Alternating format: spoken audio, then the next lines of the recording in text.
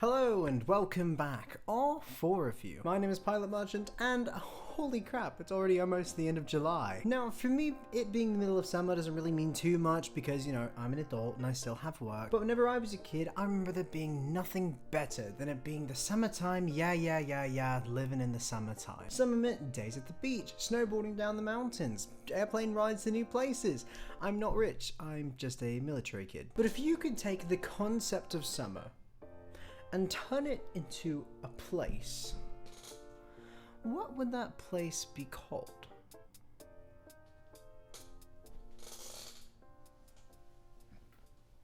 Hawaii! And in the 1990s, the Disney Channel had that exact same thought process when creating the extremely memorable film Johnny Tsunami. Johnny Tsunami is about a kid named Johnny Kapahala who is a young, high-quality surfer from Oahu, Hawaii. Throughout the film, we learn a lot about Johnny's love for surfing, including how badly he wants to be a pro surfer, but also how much his dad truly despises surfing. Early on into the film, Johnny's family moves to Vermont, where Johnny is tasked with coping with the cold, going to private school, and also dealing with his extremely annoying dad. If that sounds like an adventure to you, then throw on your flower shirt, but make sure to pack a sweater just in case. But before we get started with that, if you enjoy watching movies and cracking jokes, then please consider subscribing. I upload every Friday and I am a very small channel. I could really use the help. Without any further ado though, let's go ahead and dive into Johnny Tsunami. Immediately after starting the movie, we are greeted with the most overly Hawaiian scene ever. I mean, it ticks all the boxes. There's a surfer, some kids in bathing suits, and to top it off, one of them is even eating a pineapple. We're then introduced to Johnny, who is looking through a scrapbook about his granddad, Johnny Tsunami. One of the kids, named Jake, spots a newspaper article in the book and asks Johnny what it's about. There's this small plane that crashed over there past the reef. Grab a paddle out there. Found those people barely alive. Ah, so it must have been real easy to finish them all off then. You know, if Johnny's granddad really did swim out there to save all those people, he must be a really great... Oh no! Guys, Johnny's granddad is Shang Tsung. Your soul is mine. Alright, so let's just pretend that his granddad is not a mass murderer. No, that was just his twin, I hope. So Johnny and his friends are looking at the scrapbook when JT walks up and says that it's no big deal. Jake then asks if they could see the medal that JT earned, and of course he says that's fine. So Johnny shows his friends the medal, and then we transition into Johnny scoring at a surf comp, bruh. JT and Johnny's mom, Mel, show up to support Johnny and start talking to the announcer dude. The guy in white is a wizard, by the way. Don't believe me? Watch. He moves from the left to the right, back to the left, all without moving a single inch. Everyone starts talking about Johnny not having enough time left to win the competition, but at the peak of their doubt, a giant wave shows up and Johnny rides it from within the tunnel. Easy. Like I said, love, he's in the tunnel. Side note, this guy just got washed out to sea. Johnny arrives back to the shore after his ride and everyone starts to congratulate him. A mysterious amount of time later, Johnny arrives back to his overly Hawaiian house. His dad, Pete, greets him with an aloha, but Johnny Boy is disappointed about his dad not showing up to the competition. Pete makes an excuse for never showing up to his stuff and Johnny just shrugs it off and asks his dad about his work. Now, despite the fact that Johnny is just trying to bond with his dad, Pete pulls up a list of how much pro surfers make a year to discourage Johnny. So far, Pete has done nothing but prove how shy to a father that he is, but hey, what else can you expect from someone who puts their desk in the middle of the living room? Johnny gets annoyed with his dad and goes upstairs to relax. Just then, Mel walks into the room and starts playing the pronoun game with Pete. The convo basically just shows that they're hiding something from Johnny, but they don't really disclose it. The next day we get to see Johnny shrine to his grandpa as he gets up and gets ready to surf. Before he leaves though, his parents stop him to talk to him about that one thing they were hiding. Turns out that Pete's code he's working on is really good. So good in fact that there's a private school in Vermont that want him to come work for them. Unsurprisingly, Johnny is very excited to be getting rid of his father. So how long will you be gone? Sadly for Johnny Boy though, the whole family is going to be moving to Vermont. So Johnny goes off to surf his sorrows away, and after a montage of surfing, we watch as Johnny and JT sit on the beach talking about the move. Eventually his parents show up to pick him up and JT goes to the car with Johnny to say goodbye to everyone. Mel and Johnny get hugs, but Pete gets a handshake, lol. Did you remember to leave something warm unpacked? It might be pretty cold when we get to Vermont. I'll be okay. Did we move to Antarctica? So after Johnny's parents laugh as he gets hypothermia, the family head to their new house that has none of their furniture inside of it. Wait a second, did they just break into someone's house? Also, wait, where did they get that car from? Hello? Is that you, Mr. Tsunami? Anyways, Johnny starts trying to settle into the new place and goes to call his grandpa, but Pete says, why don't we try looking forward to what's in front of us instead of what's back in Hawaii? Which is probably the dumbest thing I've ever heard in my life. Pete then tries to excite Johnny with school, and then the next day they're pulling into said school's parking lot. Your pop's got his very own parking space with his name on it and everything. Settle down, boy. I can write my name on cardboard too. Since it's both Johnny's and Pete's first day at school, Pete offers to walk Johnny to class, but because Pete is an embarrassment, Johnny declines the offer, and then Pete walks the wrong fucking way. Johnny eventually finds his way to class, and they start to do some new kid stuff. Ask him his name, where he's from, what he likes to do, assign him a school bully, you know, all the normal things. Oh, and now it's lunchtime. After getting his food, Johnny goes to sit at a table with some people, but forgot that he has no friends here, so no one's willing to sit with him. At some point after that, Johnny's bully Brett goes to bully Johnny, but fails because, you know, he's a happy kid. This girl, named Emily, comes out of nowhere and calls Brett a jerk. In response, Brett decides to invite Johnny to go skiing with him and his friends so he can bully him somewhere else. Johnny agrees, and now we're at the ski shop where Johnny is learning how to walk in boots. Whoa. They're just big shoes, bro. So Johnny eventually gets the hang of it. Whoa. Oh no, Johnny! Kinda. And one awkward ski lift ride up the mountain later, they finally reach the top. Before they head down the slope though, Emily's bracket comes loose and she goes off to get help tightening it. While she's gone, Brett and the other kid go to push Johnny down the mountain, trying to kill him, I assume. But before they can even touch him, a ghost beats them to the punch. Johnny starts speeding down the mountain and Brett and the other kid tease him as he's on his way down. You know, that's rather fair. Hello, yes, I'd like to return these keys, please. After some more bullying, Johnny goes home and tells his mom about making his fall count, which is all that matters. Johnny then runs upstairs to call his granddad, but JT is busy doing whatever that is, and doesn't answer. Pete then comes in to pretend that he cares about his son, but quickly shifts the conversation to Johnny focusing more on school. A few minutes later, Mel comes in with Johnny's new uniform, all excited, but Johnny still decides to go to school the next day wearing a flower shirt. He of course gets dress coded and is sent to the office to talk to the principal. While waiting to talk to him, Emily walks into the office and we find out that she's the principal's daughter. Principal's your dad? We like to call him a headmaster. Oh, kinky. She leaves him with a word of warning about dress code being her dad's biggest pet peeve, but he literally just gives him the "don't do that again" talk, and Johnny says, "Whatevs, bruh, I'm just trying to surf." After school, Johnny takes this weird ass bus home that for some reason is picking up more kids as it go, but like, I think it's a school bus? Anyways, on the bus, Johnny meets his best friend of the movie, Sam. They start talking a bit and Johnny expresses an interest in learning how to snowboard. He then asks Sam if he'd be willing to teach him, but Sam says, "Academy kids ski. Public school is bored." because that's how equality works. Now, there's a running theme in the film about inequality between the private school kids and the public school kids, and essentially they use the terminology, the private school kids are skies and the public school kids are urchins.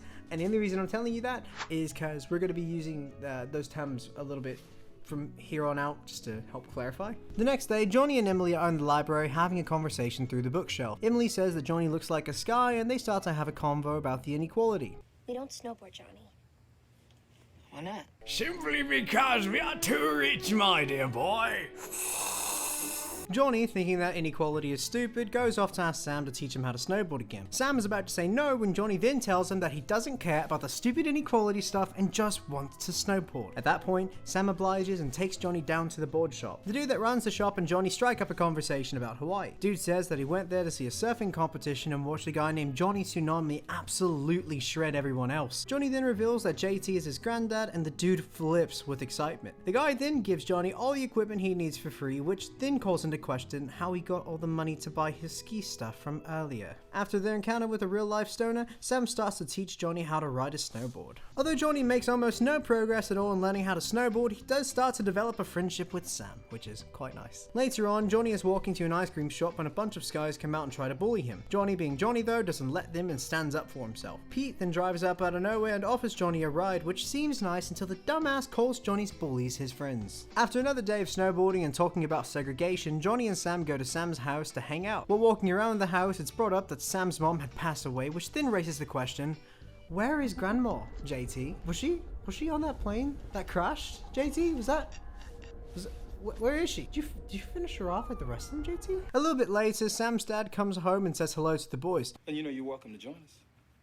I wish I could, but I gotta get back home. Yeah, wouldn't want to miss dinner with my loving dad after all. While Sarge is getting dressed in a civvy, Sam asks Johnny what Hawaii is like. Johnny says that if Sam comes over tomorrow, he'll show him some stuff. Sam of course agrees, and the next day they're hanging out in Johnny's room watching surf vids. They eventually start talking about Pete and how he's not a very swooed guy. Let me know if you get that reference, by the way. Johnny's at school when all of a sudden Emily comes out of nowhere and starts talking his ear off about how she doesn't understand him and that it's weird that he likes snowboarding. Johnny says that it's probably be too hard for her and that she wouldn't like it in an attempt to get her interested, and what do you know, it works. Sam and Johnny start teaching her how to ride even though Johnny can barely even stand on a board, and by the end of the day, they're basically professionals. Well, I just watched a kid die. Okay, make that 2 kids. Okay, make that 3 kids. Should I start working on my alibi? So Emily slips off the trail and is dangling from a cliff. Sam and Johnny ride down to go help her, and in the process, Sam gets himself stuck in the same position. Johnny then goes off to get some help and eventually catches up with the ski patrol officer. When they reach the cliff, they pull up both kids individually to ensure their safety. Once everyone is back on stable ground, they head back down the mountain, and Emily decides to call her dad for some sodding reason. Sarge then comes by to pick Sam and Johnny up and tells him that he's proud. When Johnny gets home though, his parents are pissed at Johnny for doing literally nothing wrong. Johnny goes upstairs to call his granddad and tell him about his day, and you just gotta love how freaking sweet his grandpa is, man. You can come visit anytime you want. Got a hammock here with your name on it. Say the word, it's yours. I can literally feel the love dripping off of my monitor. I mean, it's kind of gross. The texture's kind of sticky, but you can feel it nonetheless. That's nice. The next day, Johnny is back to hanging out with his snowboard friends, and they all commend him on saving Sam and Emily. Sam comes out with one of those weird hat thingies he wears, but it's for Johnny, and they all go riding down the slopes. After a while though, they start talking about going to the sky side of the mountain to ride down because the slopes over there are better. They eventually make their way up to the sky slopes, but they get caught by Brett and his friends. Johnny and Brett get into a fight, but it's not a real fight, just like one of those dumb kid fights. While they're fighting, a ski patroller comes by to check on everyone and sends the snowboarders back to their side of the mountain. Johnny says that he hopes that his dad won't find out, but of course Brett went off and told the principal that Johnny started the fight, so now they're all talking about Johnny and his behavior. The principal tells Johnny that he needs to choose to act like a sky because his school has a reputation to uphold, which is absolute BS. And Johnny is then sent home for the day, but when they get there, Sam is sitting on the porch already, waiting to tell Johnny something. Pete tries to shoo Sam away, but he insists that it's important, so Mel gives them a few minutes to talk. So, what were you gonna tell me? Ah, no.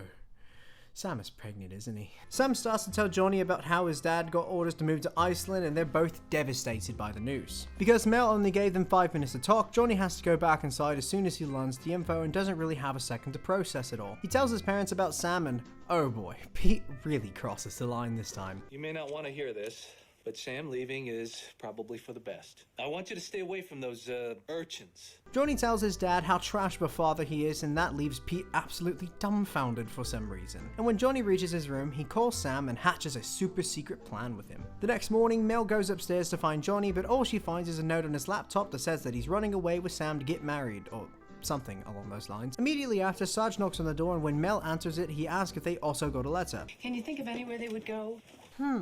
If they could have gone anywhere, where would they have gone? So Sam and Johnny snuck onto a military plane to Hawaii and got dropped off in the middle of nowhere, I guess. While walking down the random beach, they somehow managed to find JT just getting out of the water. He takes them back to his place where they are absolutely knocked out cold. Currently, JT is on the phone with his son talking about the kids and how innovative it was for them to hop a plane back to Hawaii with no money. Pete and JT then argue a bit, but the conversation pretty much ends with JT saying that he's going to let the kids stay there until they decide to come back on their own. Pete starts to argue, but Jay says to give it a try, says aloha, and then hangs up. Mel assures Sarge that they're in good hands and that she wholeheartedly trusts him. After Sarge leaves, Mel and Pete get into an argument about whether or not it's Pete's fault, which it definitely is. Also, they have 3 sinks in one kitchen. Can someone explain that to me, please? Later in the day, Sam and Johnny are just laying in the sand watching the waves roll in. JT comes up to join them and they ask if he's going to send them back. He tells them that they can stay as long as they want to, which of course makes the kids happy.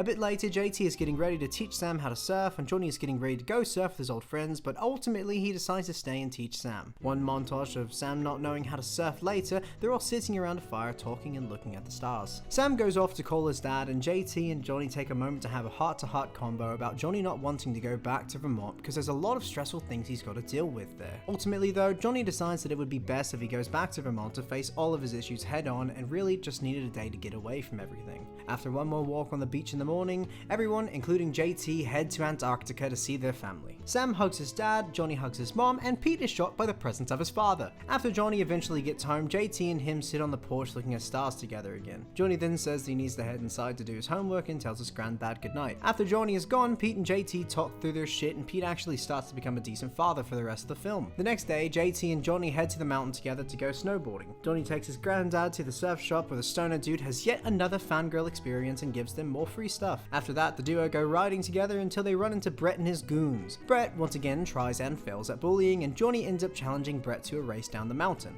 If you win, the borders stay off your side forever. But if I win, we share the mountain.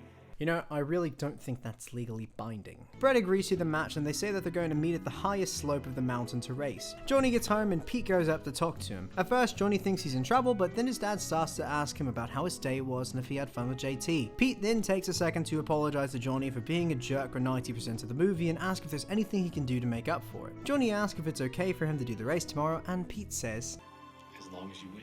alright. Character redeemed. Johnny then heads upstairs to do whatever, and then the next day it's race time, baby! Before the race starts though, Emily comes up to Johnny to apologize for treating him poorly. Oh shit, Sam showed up to the race too, baby! All the urchins wish him luck, and then Johnny makes his way up to the top of the slope, where Brett is already waiting on him. Brett is a dick, so he tries to knock Johnny down constantly throughout the race, but despite that, Johnny still manages to come out on top. Pete gets so excited that he immediately yells out that there's going to be a party at his house and that everyone is invited, and you know what? I've got to give it to them. They somehow managed to put together an entire party in the span of like an hour, and everyone, including Brett, is having a great time at the party. Emily and Johnny start talking to one another about how cool Johnny is, and the film ends on the two having a slow dance. For the first time in one of these videos, the movie has a nice ending. Now, I'll describe my opinion of this film in 4 words. I absolutely loved it. For what the film is, a made-for-TV Disney Channel film of all films, it's really good. Most of the characters are well-rounded, the lighting is pretty decent in every shot, the actual actors fit the roles they're given, the writing made me laugh quite a lot, and I mean, there's no big plot holes. I mean, there's a lot of cliches inside of it. That's about it. And the soundtrack is pretty decent. I mean, the only thing that's iffy is the spin-off Green Day and Blink-182 bands, but that's it. I mean, I really like it. It has all of the basic necessities for a film to be good put inside of this, and considering, you know, it's a Disney Channel film from 1999, the budget is I'm not going to say it's non-existent, but in comparison to like what? Fucking, let's talk about Harpies, right? Harpies sucked, and Harpies had $1 million budget. They didn't fucking give you $1 million for a Disney Channel movie back then. Are you kidding? Does that mean that I don't have any complaints? Not really. I mean, a lot of the time the film is really, really cliche, and it teaches a lot of lessons that are taught over and over again. You know, treat people equally, don't be a dick, you know, do what you love, chase your dreams, things that we keep telling kids. But the thing is us as our generation, we already know these things because Disney Channel back then, back in the early 2000s, fucking hammered it into our heads to think this way. That's fine for you and I. But the people before that didn't quite think that way. This is something that we've had instilled in us for a while now, but that doesn't mean that the lesson doesn't need to be taught and taught again. Treat people right. Treat them equally. At the end of the day, we're all people. We're all the fucking same. Unless you're a bigot. You can go fuck yourself. Ultimately, I would say that this film is definitely worth a watch, and if you've seen it before, it is worth a rewatch. It is available on YouTube. For some reason, they don't have it rentable. They have most films rentable on YouTube, but you're gonna have to pay like $6 to buy this one. $6. You can either do that, or it's on Disney Plus because it's obviously a Disney film. So that's where I watched it. If you want to watch it, go watch it. It's worth a watch. I don't wear a watch, but other than that though, that's gonna be it for me today. If you like the video, then like the video. If you have any films or TV shows you want me to watch or review or talk over, whatever the fuck this is called, I don't know what it's called, I just do it, it's fun. But if you want me to do my thing over any other films or shows, just leave them down in the comments, I'll go and check them out. And if you want to see more from me, please consider subscribing. I upload every Friday, and like I said before, I am a small channel. I could really use the help. And yeah, that's it from me. So, thank you so much for watching, and I hope you have a lovely day. Man, now I want to move to Oahu.